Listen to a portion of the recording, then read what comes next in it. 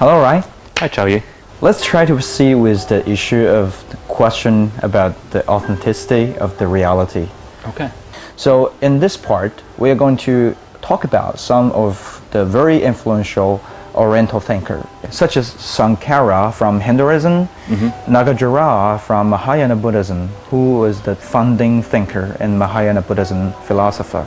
And also we could talk about the Zhuangzi, the very famous Chinese thinker. Yeah, I've heard of Zhuangzi. Ah. Yeah, he's a very interesting person and thinker.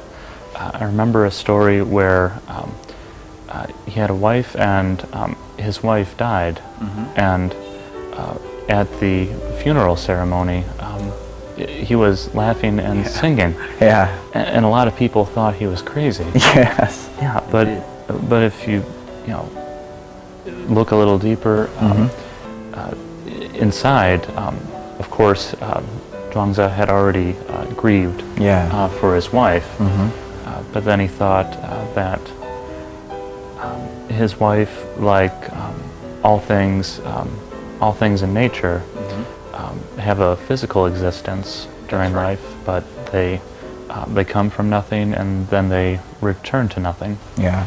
And Zhuangzi realized that his wife's passing is just a part of the natural course of life, just a part of the natural law, just like the transformation of the seasons.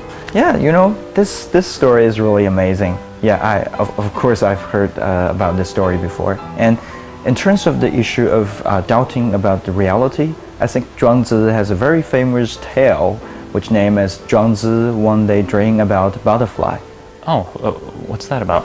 Yeah, that's a very interesting story. And it says one day Zhuangzi was asleep and he dreamed about becoming a butterfly. And happily, flattered around, he suddenly woke up. And when he recorded his dream, he was a little bit confused. Is Zhuangzi dreamed about the butterfly, or the butterfly dreamed about Zhuangzi? He actually cannot be sure about the identity. So it mainly talks about the human are really hard to distinguish about the illusion or the reality. Right. Yeah. It does seem like the story still doubts the authenticity of reality. That's right. Compared to the Zhuangzi's doubting attitude to the authenticity of reality, the ancient Indian thinker, their idea is much more radical. For example, Sankara, who's the very influential thinker in Hinduism. So he think all the phenomenon that we experience could be called as kind of Maya, and all the Maya is originated from the Brahma. If we looking back to Sankara's script, we could find that the originate meaning for Maya is actually means elusive. So the Brahma is the ultimate source for all the secular world that we have experienced.